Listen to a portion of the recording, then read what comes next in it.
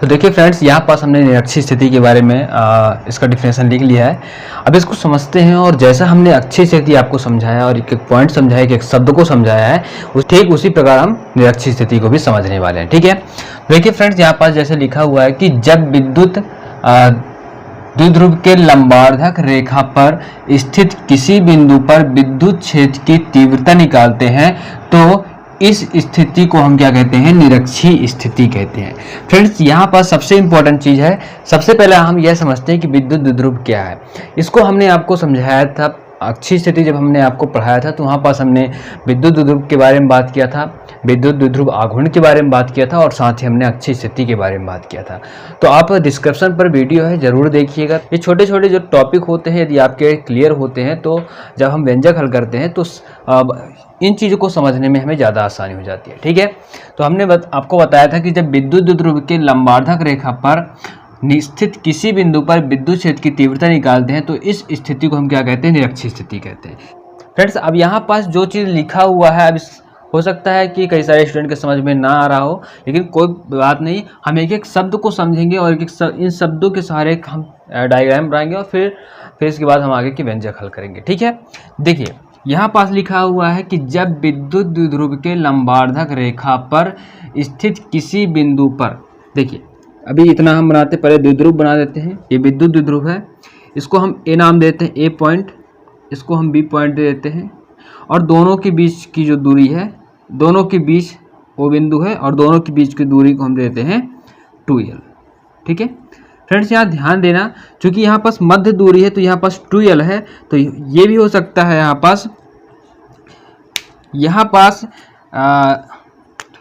यहाँ पास हम यल दे सकते हैं, ये यल और ये यल। ठीक है, तो अलग अलग यदि करना हो तो ये यल हो जाएगा, यल हो जाएगी। अब चीज़ हम निरक्षीय स्थिति में सारी चीज़ डिटेल से हम डिस्कस किए थे। अब बोला है आगे कि लंबार्धक रेखा पर स्थित, ये इसका लंबार्धक रेखा हो जाएगा। ठीक है, क्योंकि ये वाली जो रेखा है इस पर क्या है? लंब है, और ये 90 डिग्री का कोण बनाता है यहाँ पास। ठीक है, अब आगे बोला है कि लंबार्धक रेखा पर स्थित किसी बिंदु पर विद्युत क्षेत्र की तीव्रता। तो ये लंबार्धक रेखा है और हम मान लेते हैं कि ये कोई बिंदु है, किसी बिंदु, ये कोई बिंदु P है, और किसी बिंदु पर विद्युत क्षेत्र की तीव्रता निकालते हैं, यानी कि हमें इस बिंदु पर क्या निकालना है?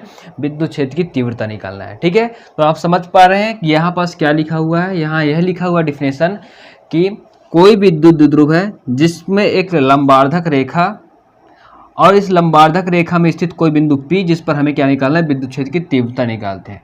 तो इस स्थिति को हम क्या कहते हैं? निरक्षीय स्थिति कहते हैं। ठीक है, तो डिफिनेशन कितना आसान है, बिल्कुल भी रटने की आवश्यकता नहीं है कि एक पॉइंट लिखा हुआ है और इसे हम डायग्राम कितने आसानी से बना सकते हैं, ये चीज़ भी आप समझ चुके होंगे। ठीक है, तो हम आगे बढ़ते हैं और इस डायग्राम को बनाएंगे, इसके बाद हम इसका डिस्क्रिप्शन कैसे लिखना है वो भी हम आपको सिखाएंगे।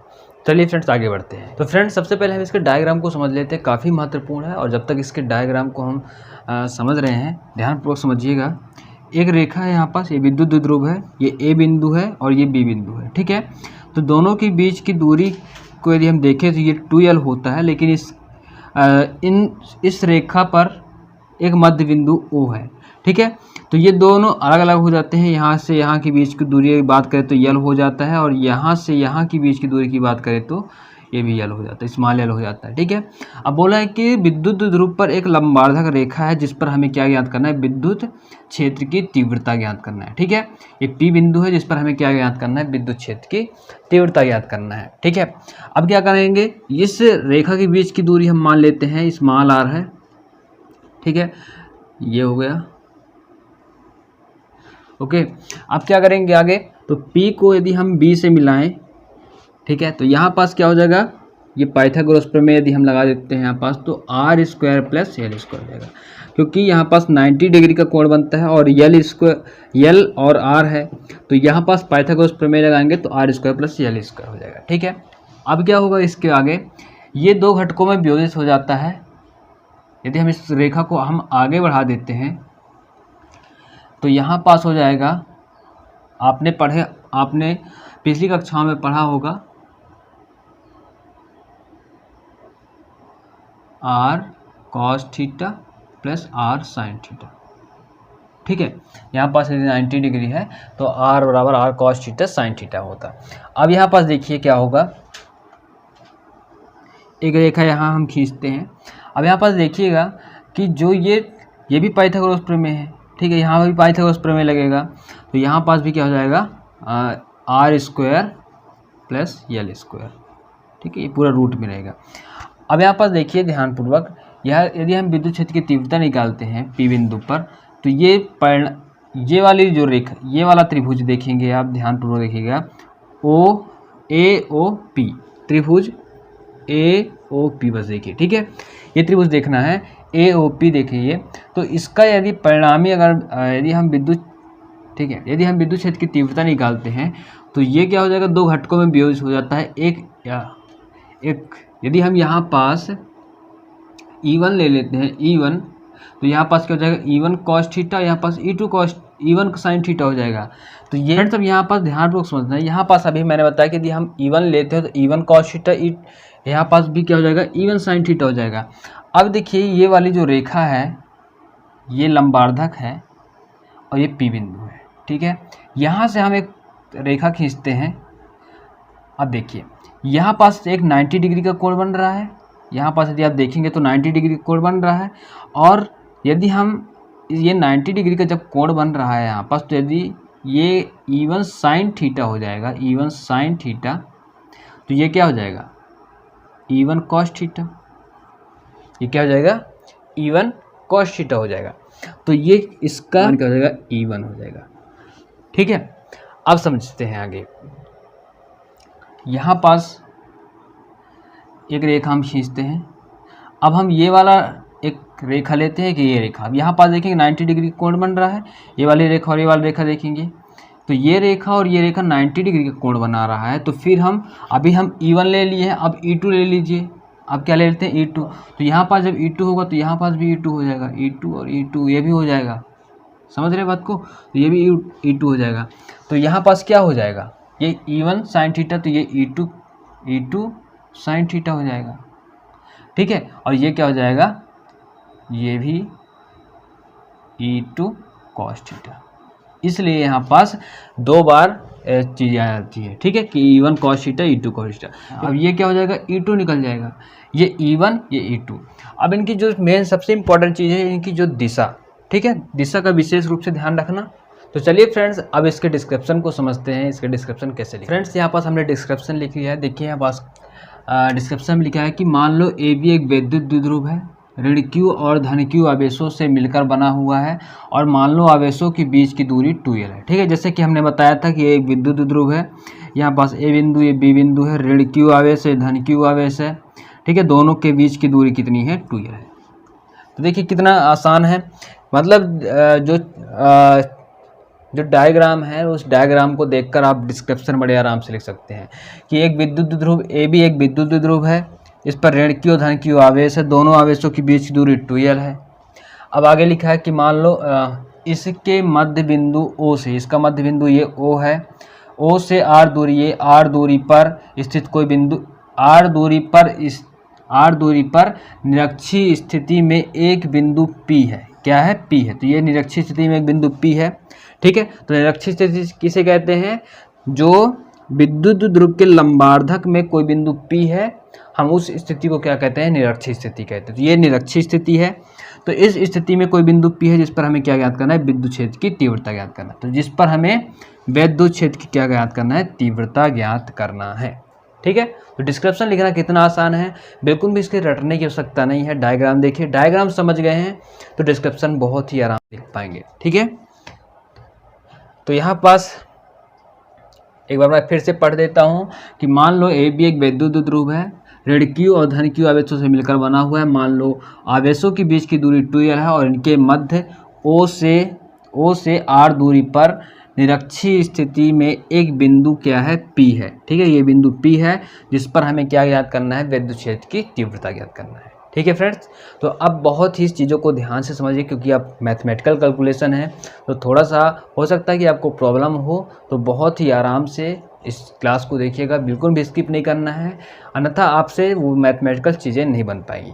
आइए समझते हैं फ्रेंड्स। एक महत्वपूर्ण चीज़ मैं आपको बताते चलूँ, हमने बहुत सारे महत्वपूर्ण टॉपिक को कवर किया है, तो आप हमारे वीडियो के डिस्क्रिप्शन बॉक्स पर जाइए, सारे वीडियो के जो प्लेलिस्ट बनी हुई है, बहुत सारे चैप्टर की प्लेलिस्ट बनी हुई है और कई सारे महत्वपूर्ण टॉपिक उसमें ऐड है, तो आप बहुत ही आराम से चीज़ों को देख सकते हैं और सीख सकते हैं। जैसे कि IUPAC नाम कैसे करना चाहिए, कैसे लिखना चाहिए, सब कुछ हमने बहुत ही आसान भाषा में समझाने का प्रयास किया है। और संकरण, ये सब सारी चीज़, क्योंकि हम नहीं चाहते कि आप इन चीज़ों को रटें। जो चीज़ रटने वाला नहीं है तो उस पर बिल्कुल मत रटें। संकरण बहुत ही आसान होता है, पहचानना कैसे उसका डायग्राम बनाया जाता है, साथ ही IUPAC नाम कैसे लिखा जाता है, बहुत ही आराम से हमने बताया। संकुल लवण, जो कॉम्प्लेक्स कंपाउंड का जो IUPAC नाम लिखना बहुत ही थोड़ा टफ माना जाता है, लेकिन बहुत ही आसान है। हमने बहुत ही साधारण भाषा में आपको समझाने का प्रयास किया। तो ये सारी चीज़ें देखिए, सीखिए और इनको रटिएगा नहीं, ठीक है, क्योंकि ये चीज़ें बहुत ही आसान है।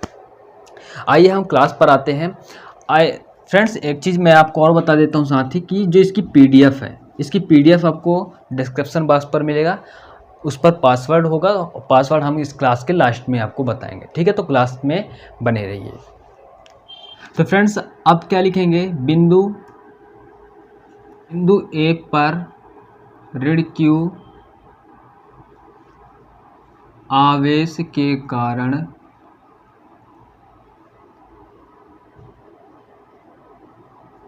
विद्युत क्षेत्र की तीव्रता, ठीक है। तो यहाँ पास हो जाएगा E वेक्टर बराबर हो जाएगा, यहाँ पास E1 वेक्टर बराबर हो जाएगा 1/4πε0 इंटू Q/AP स्क्वायर, AP का होल स्क्वायर, ठीक है। ये सूत्र क्या है, ये सूत्र कैसे बना, है सब कुछ हमने आपको इस पूरे चैप्टर की प्लेलिस्ट बनी, हमने शुरुआत से ही सारी चीज़ डिस्कशन किया है, एक एक फार्मूले पर हमने डिस्कशन किया है। आप जाकर इस क्लास की प्लेलिस्ट है, उस पर इस वीडियो को देखने के बाद आप उससे आराम से इन चीज़ों को देख सकते हैं कि कैसे फार्मूला है, कैसे बनता है, एप्सिलॉन क्या है, एप्सिलॉन 0 क्या है, सब कुछ हमने उस पर बताया हुआ है, ठीक है। आइए समझते हैं इस पर। अब ये जो है, ये क्या चीज़ है, जैसे कि हम एक इस प्रकार से डायग्राम बना हुआ था कुछ, तो ये A और P है, यहाँ पास P बिंदु, तो P बिंदु के कारण ऋण Q आवेश पर बिंदु A पर, ये बिंदु A है, बिंदु A पर ऋण Q आवेश के कारण विद्युत क्षेत्र की तीव्रता निकालते हैं जब है, तो ये कौन सी दिशा हो जाएगी, यहाँ से यहाँ की दिशा जो है, आपने देखा था कि हम ये दिशा हो जाएगी PA दिशा हो जाएगी, दिशा जो है PA की दिशा, यहाँ पास PA होगा, यहाँ पास इस चीज़ का ध्यान रखना। तो ये हो जाएगा PA दिशा में, तो ये हो जाएगा PA की दिशा में हो जाएगा, ठीक है। अब अगला जो है, ये B से ये P है, तो इस पर अब हम इस पर देखते हैं क्या होगा। B पर धन Q आवेश के कारण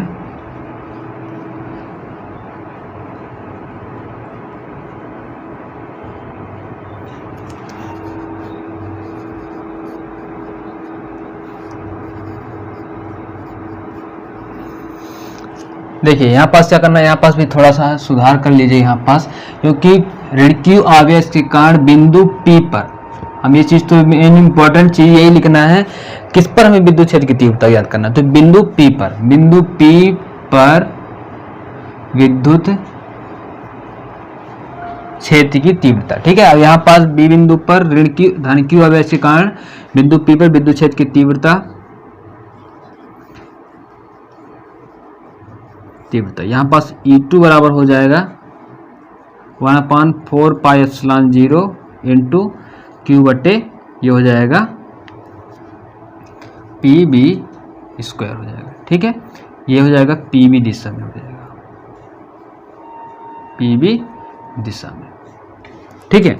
अब हम आगे चलते हैं। यहाँ पास समझ लीजिए कि बिंदु A पर ऋण Q आवेश कारण विद्युत क्षेत्र की तीव्रता, बिंदु B पर धन Q आवेश के कारण P बिंदु पर विद्युत क्षेत्र की तीव्रता, तो दोनों बिंदुओं पर जो आवेश हैं उसके कारण जो P बिंदु पर विद्युत क्षेत्र की तीव्रता लगती है, हम उसके यहाँ पास लिख लिए हैं। इसको हम समीकरण नंबर 1 देंगे, इसका नाम, इसका समीकरण नंबर 2 देंगे, ठीक है। अब आगे चलते हैं। फ्रेंड्स अभी हमने आपको डायग्राम में बताया था कुछ समय पहले, इस प्रकार से डायग्राम बना हुआ था और ये रेखा बना हुआ था, ठीक है। ये E2 साइन थीटा था, ये E1 sine theta, E1 sine theta, ठीक है। और ये वाला जो था E1 cos theta plus E2 cos theta, ठीक है। अब देखिए जो ये वाली रेखा है ये एक दूसरे को निरस्त कर दे, क्योंकि ये विपरीत है, विपरीत होने के कारण क्या हो जाते हैं, एक दूसरे को क्या कर देते हैं, निरस्त कर देते हैं। तो जब ये दोनों निरस्त हो जाते हैं तो बचता कौन है, ये E1 और E2 कॉस थीटा बचता है, ठीक है। अभी जो हम समीकरण नंबर 1 और 2 देकर छोड़ दिए उनको भी रहने दीजिए, हम आगे इसका प्रयोग करेंगे, ठीक है। अभी इसको समझिए, जो हम ये चीज़ बनाए थे इसका आप उपयोग करना है। अब क्या करेंगे, जैसे यहाँ पास आपने देखा होगा इस प्रकार से बना हुआ था, तो यहाँ पास E1 साइन थीटा था, तो ये जो E1 साइन थीटा की जो दिशा है देखेंगे तो ये नीचे की ओर था और E2 साइन थीटा की दिशा ऊपर की ओर था। तो दोनों क्या है, विपरीत है। तो विपरीत होने के कारण दूसरे क्या हो जाएंगे, निरस्त हो जाएंगे। क्योंकि अगर इसको हम लिखेंगे भी तो कैसे लिखेंगे, E1 और माइनस E2 हो जाएगा, तो ये क्या हो जाते हैं, निरस्त हो जाते हैं। तो हमारे पास कौन सा बचता है, E1 cos theta plus E2 cos theta. तो देखिए इसको हम कैसे लिखेंगे, ध्यानपूर्वक समझना, और ऐसा ही आपको अपने एग्जाम में लिखना है। और E2 दो घटकों में वियोजित करने पर, तो ये हो जाएगा E1 साइन थीटा और E2 साइन थीटा दोनों। अब देखिए E1 साइन थीटा और E2 साइन थीटा दोनों क्या बराबर और विपरीत दिशा में होने के कारण, विपरीत दिशा में होने के कारण निरस्त हो जाते हैं, निरस्त क्या होते हैं, निरस्त हो जाते हैं, ठीक है। तो E1 साइन थीटा और E2 साइन थीटा दोनों क्या हो जाएंगे, निरस्त हो जाएंगे, यानी कि उसका कोई अब मतलब नहीं निकलेगा। हमारे पास क्या बचता है, E1 कॉस थीटा और E2 कॉस थीटा, ठीक है। अब इस डायग्राम को फिर से समझते हैं, ये ऊपर वाले भाग को समझेंगे। यहाँ पास P बिंदु था, ये नीचे वाली रेखा और ये ऊपर वाली रेखा में जो P E1 और E2 ये तो निरस्त हो गया, तो हमारे पास ये बचेगा ये रेखा जो था PN, ठीक है। ये PN और यहाँ पास क्या था, E1 cos theta plus E2 cos theta, तो हमारे पास केवल यही बचता है। तो अब जो परिणामी विद्युत क्षेत्र की तीव्रता होगी वो किस दिशा में होगी, PN दिशा में होगी, क्योंकि ये P अगर हम इसको यहाँ पास M नाम दे देते हैं और यहाँ पास इसको O दे देते हैं, तो PM और PO ये अलग अलग दिशा हो जाता है, ठीक है, PO। तो ये बराबर हैं लेकिन क्या है, एक दूसरे के विपरीत दिशा में, इनकी जो दिशा है वो विपरीत है, ठीक है। यहाँ पास यदि आप देखेंगे तो ये ऊपर की ओर जा रहा है, नीचे की ओर जा रहा है, अतः परिणामी विद्युत क्षेत्र की तीव्रता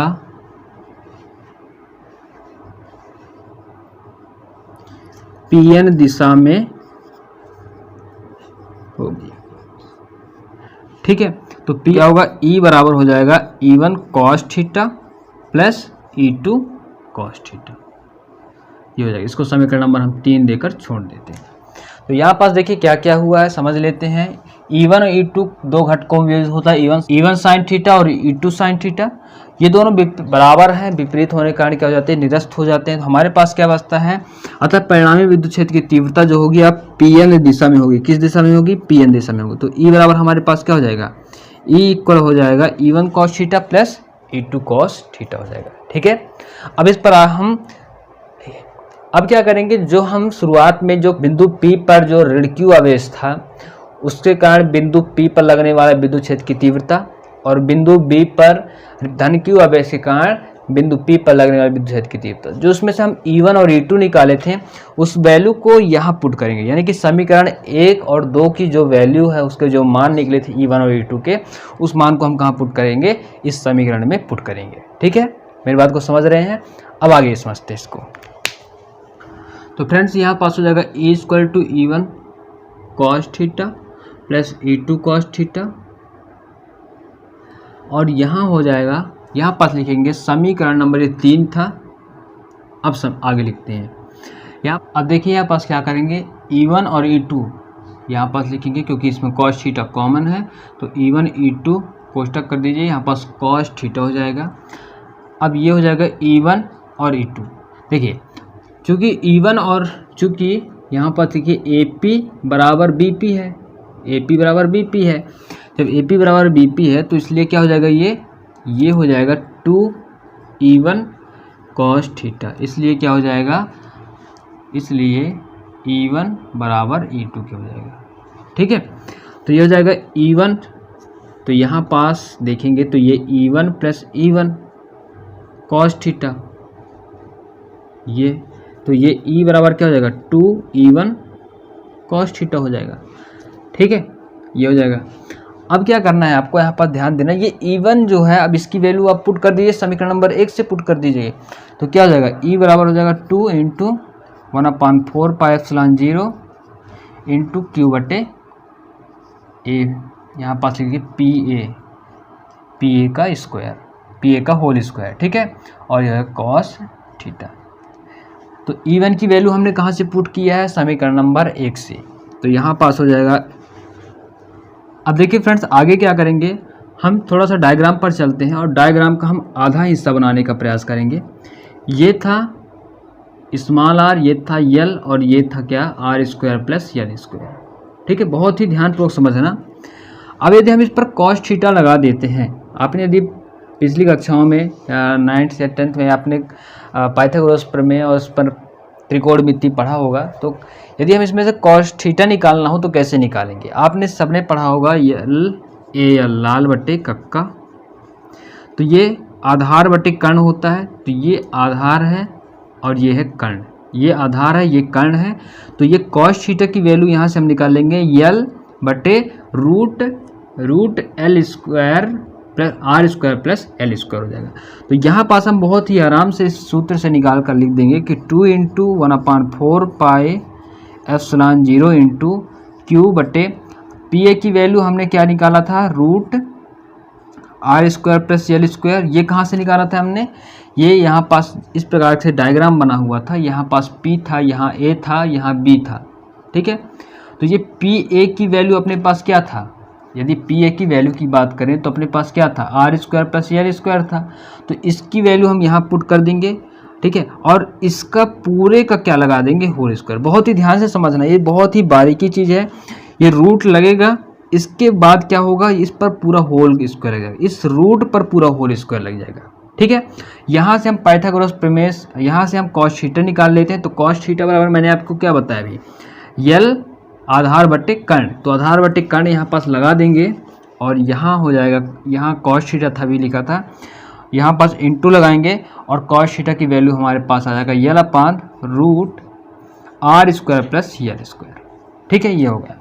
अब यहाँ पास बहुत ही ध्यानपूर्वक समझना, ये R² प्लस L स्क्वायर ये रूट में है, ठीक है, और इसका पूरा होल स्क्वायर है, लेकिन इसमें नहीं है क्योंकि ये अलग चीज़ है। ये कॉस थीटा की वैल्यू हम यहाँ लिखे हुए हैं और हम यहाँ पास PA की वैल्यू लिखी है, दोनों को बिल्कुल भी एक मत करिएगा। ठीक है, इसको हम धीरे धीरे एक करेंगे, लेकिन इस पर अभी विशेष ध्यान दीजिएगा। ठीक है, जो चीज़ लिखा हो उसकी वैल्यू हमने यहाँ पास लिख दिया। अब आगे समझते हैं, इसका स्क्रीनशॉट ले ले, बहुत ज़रूरी है। बाकी सारा चीज़ हम PDF में लिखे हुए हैं और एक एक पॉइंट को हमने समझाने का प्रयास किया है। ठीक है, देखिए फ्रेंड्स, अब आगे क्या होने वाला है, E इक्वल हो जाएगा 2, यहाँ पास हो जाएगा 1/4 पाई एप्सिलॉन 0 इंटू P बट्टे हो जाएगा R² प्लस L स्क्वायर की पावर 3/2। ठीक है, इसके बाद अगला ये पॉइंट है, और ये देखिए डायरेक्ट मैंने इस चीज़ को इसके बाद मैंने डायरेक्ट लिख दिया। अब इसके बाद ये क्या हुआ कि यहाँ पास देखिए पास लिखा हुआ 2QL लिखा हुआ है, P हमने लिख दिया, यहाँ पास root R² plus L square का होल स्क्वायर लिखा हुआ है, R² प्लस L स्क्वायर ये कहाँ चला गया, और साथ ही ये 2QL ये कहाँ चला गया। यदि हम इसको बहुत ही आराम से समझें तो देखिए, इसको पहले हम समझ लेते हैं, फिर एक एक पॉइंट पर चलते हैं। इसको हम समझ लेते हैं पहले, ठीक है। ये इसको भी लिखना नहीं है, ये केवल समझने के लिए है, ध्यानपूर्वक समझना है इसको। अभी हम इतना लेते हैं, यहाँ पास देखिए क्या हुआ, इज इक्वल टू 1/4 को यदि हम अलग कर दें इंटू 2QL, ये 2QL बटे root R² plus L square, R² plus L square, ठीक है।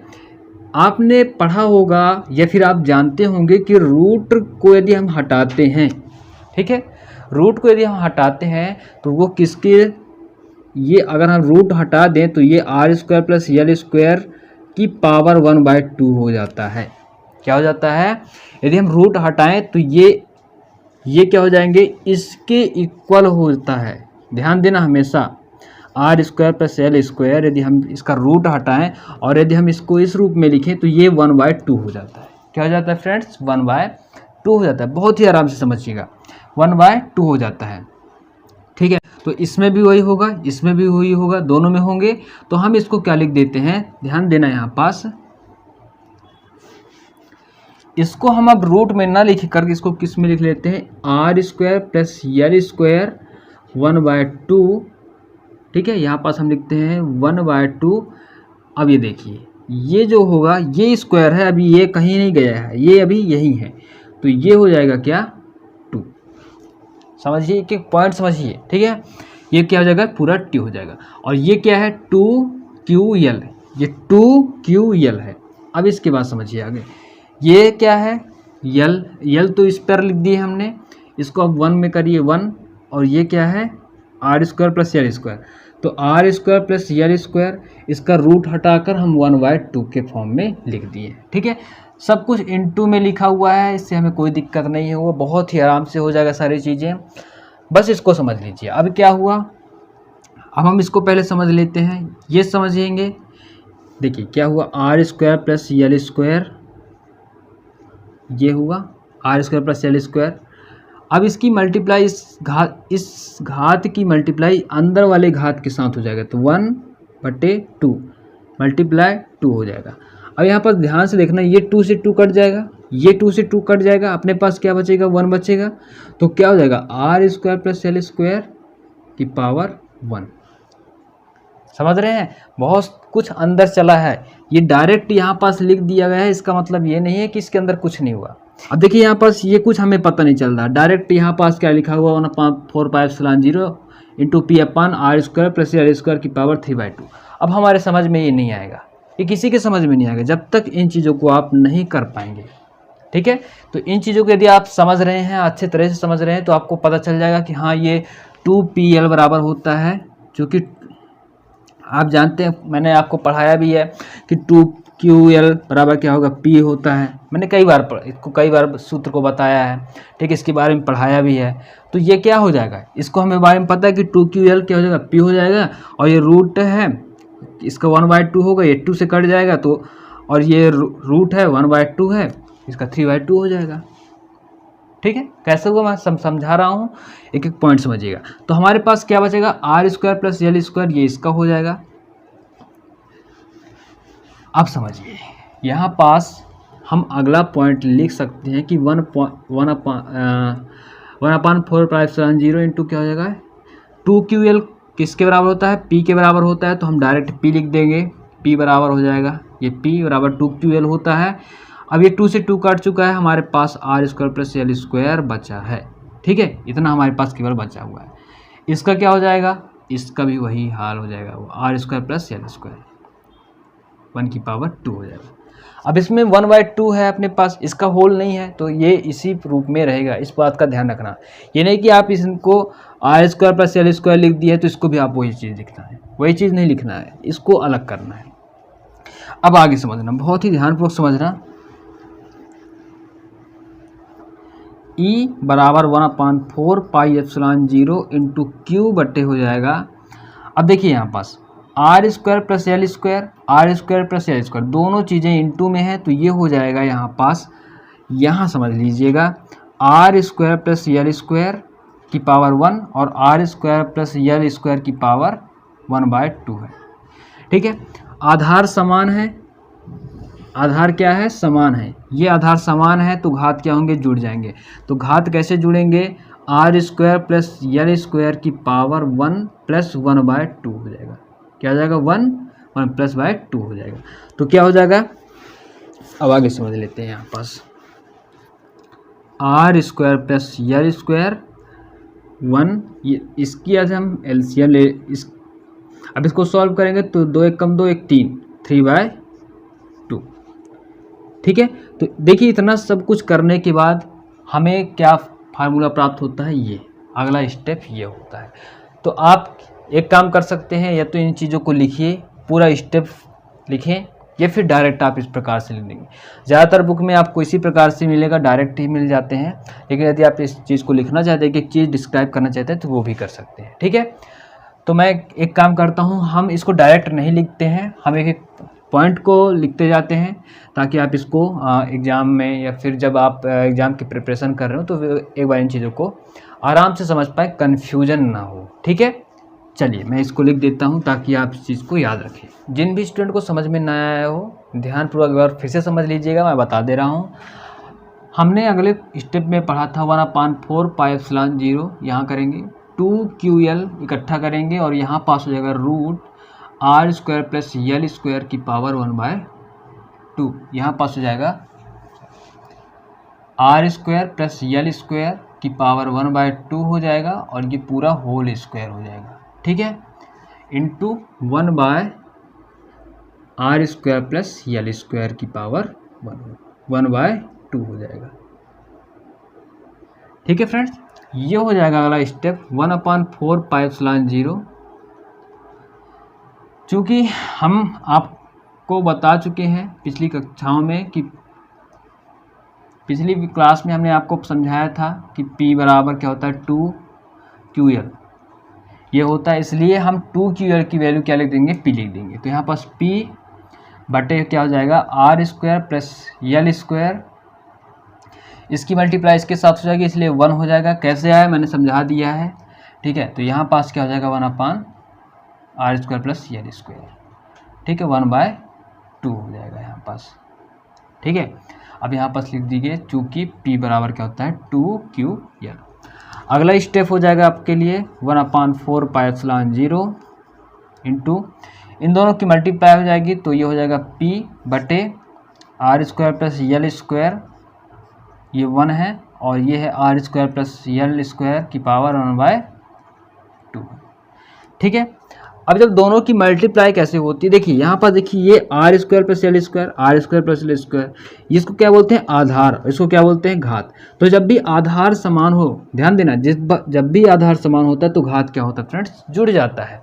तो आधार समान होने पर घात जुड़ जाएगा, यानी कि इक्वल टू अपने पास हो जाएगा 1/4 पाई एप्सिलॉन 0, P बटे हो जाएगा, आधार समान है यानी कि आधार ये हो जाएगा R square plus L square, और घात क्या होंगे, जुड़ जाएंगे, यानी कि 1 + 1/2 हो जाएगा।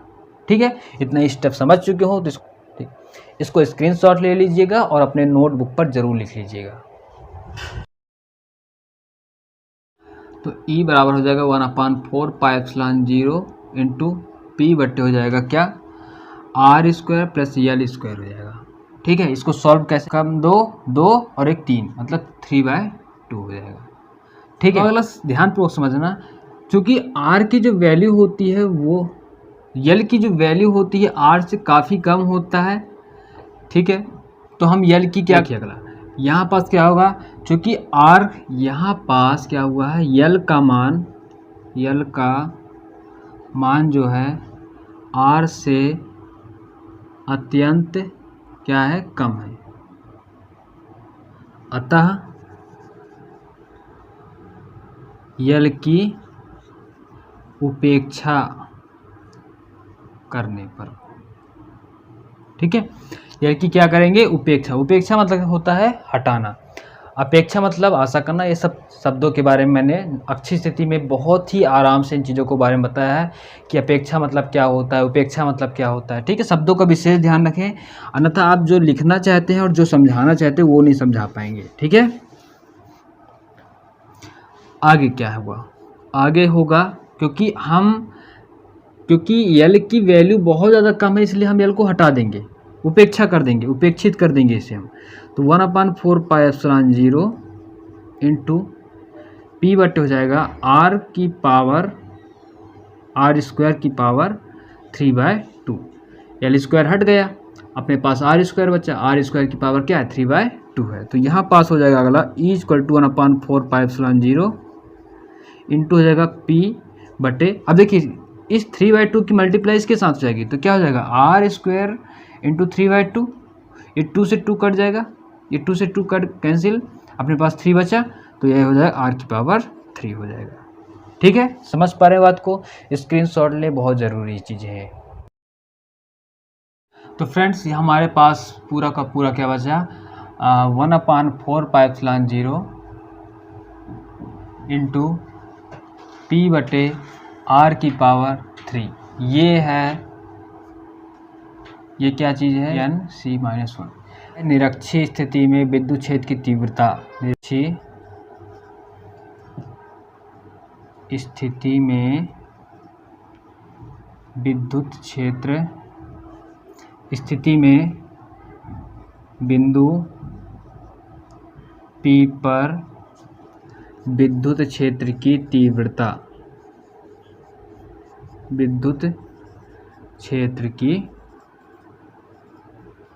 तीव्रता का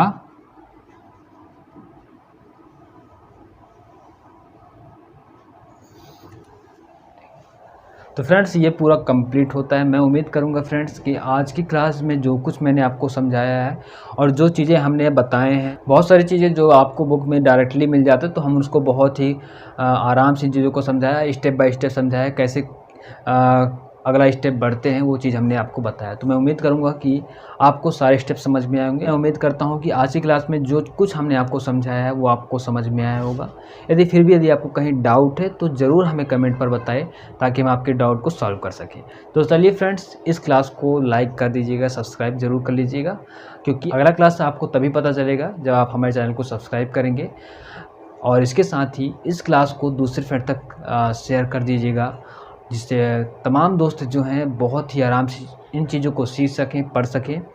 और हम जल्द ही एक नए टॉपिक के साथ अगले क्लास में मिलने वाले हैं। तब तक इनको पढ़िए, समझिए। जय हिंद।